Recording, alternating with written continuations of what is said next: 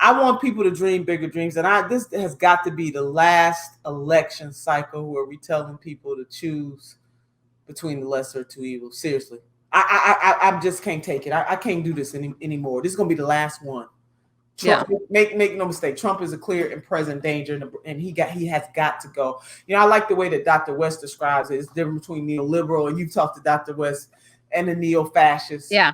And in the short term, the neo-fascist is, in fact, the most dangerous. No doubt about it. Hear me clearly, because ain't nobody going to write about this, Katie. So I wish you, hopefully on your other shows, you will say that Sister Turner made it very clear. Yeah, I'll make a little Instagram thing of it. Yeah. In present danger, and he must go. However, that does not negate, that does not abdicate. I can't abdicate my responsibility to continue to stand up for the people who are suffering in this country and to want and demand more. As Brother Frederick Douglass said, power concedes nothing without a demand. We're not begging. We demanded Medicare for all. We demanded legalizing marijuana. We demand to treat our Palestinian sisters and brothers like the human beings that they are. We demand reforms in criminal justice. We demand that policing must change. So whether you want to call it defunding police or reforming police, pick your name. But we cannot continue along this course, Katie. We just cannot. So something is wrong when you have leaders tell you, shh, don't say nothing about your suffering. Shh, don't tell nobody. What the hell? Right. No. My hair is on fire. When your hair is on fire, act like your hair is on fire. Don't be ashamed to do it. Make a demand. Damn it. And are people going to be able to pressure Biden? Or, I mean, what do you think is going to happen? Like, what are you guys organizing? How are you organizing? And I love Dr. Victoria Dooley. Woo, I love that woman. Yeah. You got to have her on, Katie. I know. I've had her on, but I have to have her on now. The live stream. I know. Yeah. I know. Yeah. 2-hour marathon with me. Yeah. She's tireless. Roots Action, Progressive Democrats. Yeah. Norman Solomon. Norman is the guy. Yeah. Just shouting them out, and along with the chairwoman. I've had him on too. Yeah. Nevada. Norman is the truth. The chairwoman of Nevada, Judith Whitmer. She is fire. Okay, she organized along with her folks in Nevada, Katie. She's the one that started that petition to have the Bernie Crats and other delegates. Yeah, they don't just have to be Bernie delegates. Right. With her, Judith, to have delegates say Medicare for all on this platform, or we're voting against the platform. That sister did that. Right. Nevada, And what's the status with that now? Is that about 700 delegates to sign that thing and climbing, okay? 700. And Katie, I want to direct people, and I don't know if your team is there, whatever you put in the chat, whatever. Our brother John Nichols wrote an article that came out. Yeah, I love him at The Nation.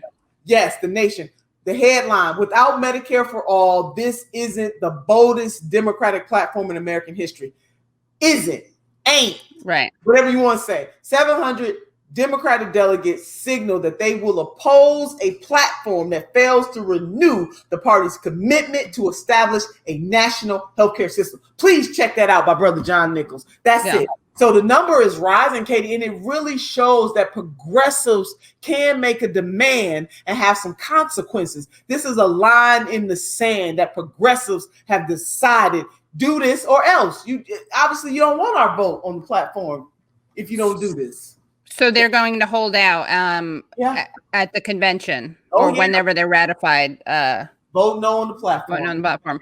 And then, so sorry, I don't know the logistics very well of this, but I also want to just thank you and Dr. West and Ben Jealous and everyone else who was in 2016. I was so you guys were such good speakers. I could watch you like it was a TV show. I was just watching the platform committee hearings, and I was and Dr. James Zogby, all of you, and Congressman Ellison. All of you trying to fight the good fight and getting just voted down as much as they could. But so does that mean it could stop the platform? What happens? Does that mean they would have to, or is it just non-binding and symbolic? It's non-binding. I mean, hell, the platform is non-binding, as you know, and symbolic. But we don't have enough delegates unless some of the other delegates join us, which is highly unlikely to force it, to stop it. But what we are showing is that we're not going to lay down and just take it. And I want to encourage people, as I did on the other call that I was on, is that the fight within the Democratic Party is only one step. Should Mr. Biden become the next president of the United States of America, there can be no honeymoons. The next day, we need to be taken to the streets and making a demand. We cannot fall so in love with politicians, be so enamored with them that we don't make a demand. Too much is happening in this country and in the world. And so that is what progressive-minded people, or maybe even people who don't necessarily consider themselves progressive, but there's some issues that you want to see the government take part in with your money and your power. Your money and your power, make a demand. And so we got to build some coalitions, but particularly for the progressives, we got to be more agile. We got to organize with both big organizations and also the grassroots, and to be very clear with the neoliberals that we are not going to take it anymore. And a win is not pro. It doesn't mean that the Democratic Party, this is really anti-Trump that's going to win this race. Make no mistake. The man got to go. We have a lot of people who are nominating you or asking you to run or asking you who should be running in 2024. Also, if you would accept if Biden offered you a running mate position. You ain't never. I know. That'd be amazing. Yeah, I shout out, Katie, the California progressives who put up 3 Black women, and they didn't equivocate on it. And that was Congresswoman Barbara Lee, Congresswoman Karen Bass, and then yours truly from the great state of Ohio. I love them.